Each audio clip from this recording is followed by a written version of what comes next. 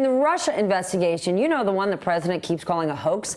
Let's get the details from NBC News intelligence and national security reporter Ken Delaney. And Ken, President Trump's longtime body guy, Keith Schiller, who left the job a couple of months ago, he's testifying today. What are they going to ask him? You know it's got to be, did you bug the Oval Office? Good morning, Stephanie. Well, look, as you said, Keith Schiller was his longtime bodyguard, and nobody knows more about Donald Trump's movements, his meetings, perhaps his private utterances than Keith Schiller. And I can think of two episodes in particular that the lawmakers are going to want to ask Schiller about. One would be that June 2016 meeting in Trump Tower that Don Jr. hosted with those Russians. It's been reported that Donald Trump was in the tower that day, and you can imagine they will want to ask, did Donald Trump meet with his son after that meeting? By any chance, did the Russians bump into Donald Trump? There's been no reporting of that, but the question will be asked. The other thing I'm sure they're going to ask him about is, of course, the 2013 trip to Moscow, where Donald Trump was hosting the Miss Universe pageant. Schiller was along for that trip, and as you know, the most salacious allegations in the Christopher Steele dossier have to do with that trip, and you can imagine that Schiller will be asked about them, Stephanie. I don't want to hear the answers. That Trump Tower meeting, that was the meeting about the orphans, right?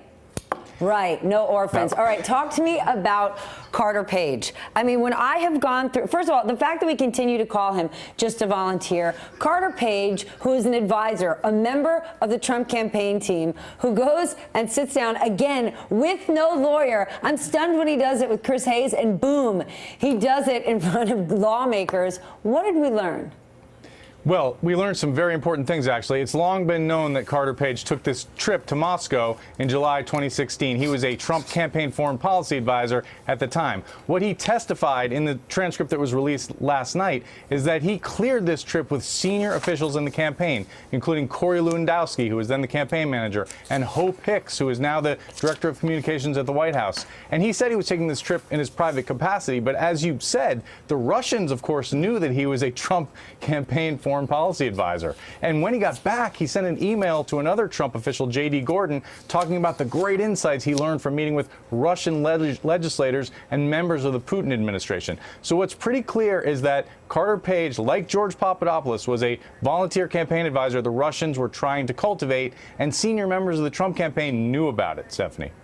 Senior members knew about it, but also didn't Carter Page, I mean, all along he was sort of saying he was just there giving a speech, talking to a man on the street. That wasn't the case.